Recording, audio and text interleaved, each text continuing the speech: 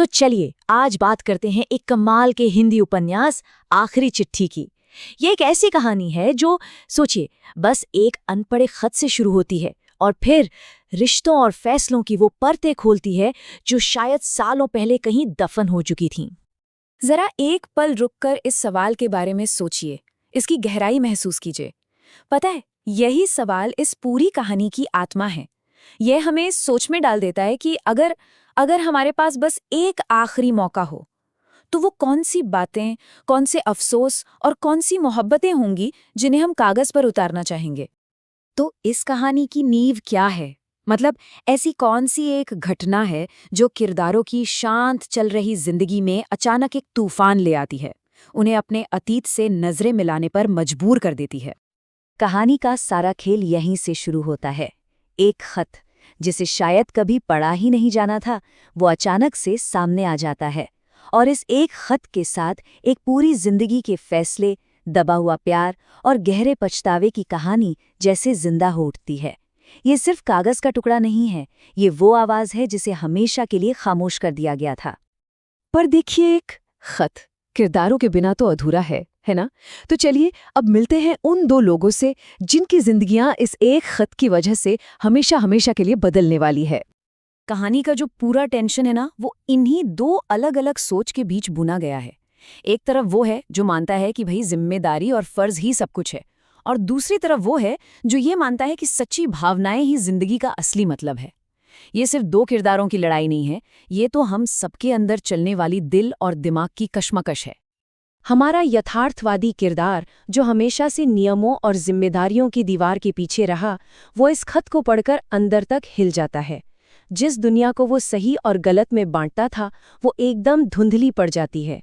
ये उसके लिए एक बहुत मुश्किल सफ़र है, जहां वो अपनी कठोरता से पिघलकर धीरे धीरे हमदर्दी की ओर बढ़ता है। और वहीं दूसरी ओर है हमारा आदर्शवादी किरदार, जिसने हमेशा अपने दिल की सुनी, लेकिन हालात ने उसे कभी खुलकर जीने ही नहीं दिया। ये खत उसके लिए एक वैलिडेशन बनकर आता है, एक सबूत कि उसकी भावनाएं कभी गलत नहीं थी। ये खत उसे अतीत के बोझ से आज़ाद करता है और एक ऐसी शांति की ओर ले जाता है जिसका उसने सिर्फ सपना ही देखा था। तो अब जब हम किरदारों की इस अंदरूनी लड़ाई को थोड़ा समझ गए हैं, तो चलिए कहानी की आत्मा में उतरते हैं, वो गहरे विषय जो इसे सिर्फ एक कहानी नहीं बल्कि जिंदगी का एक आईना बना देते हैं। ये उपन्यास हमें दिखाता है कि हमारे कुछ फैसले, खासकर जो मुश्किल वक्त में लिए जाते हैं, वो पत्थर की लकीर जैसे होते हैं। उनका असर सालों बाद तक हमारी जिंदगी पर अपनी छाप छोड़ता है।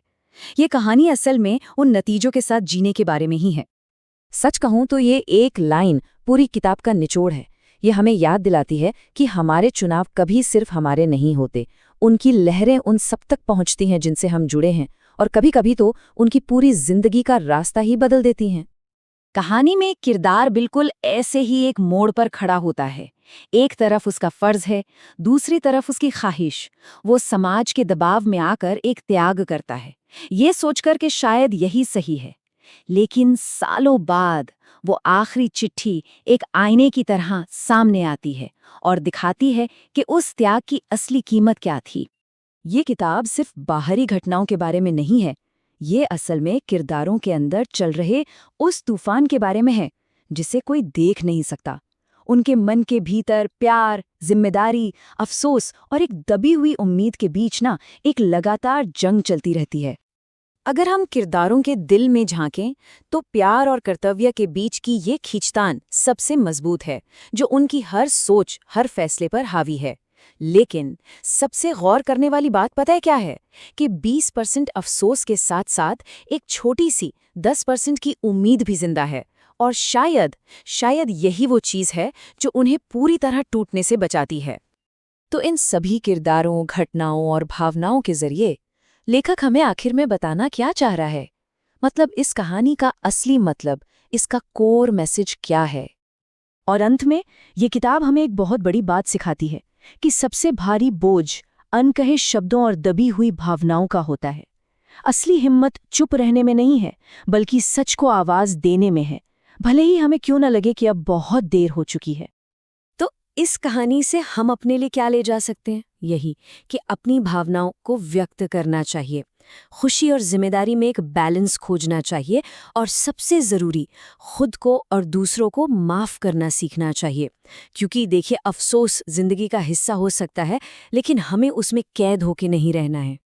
और आखिर में आखिरी चिट्ठी हमें एक बहुत बड़े, बहुत गहरे सवाल के साथ छोड़ जाती है। ये सोचने पर मजबूर कर देती है कि हमारी जिंदगी की कहानी लिखते कौन है? क्या वो हमारे फैसले हैं या फिर सब कुछ पहले से ही किस्मत ने तय कर रखा है? इस पर सोचिएगा जरूर।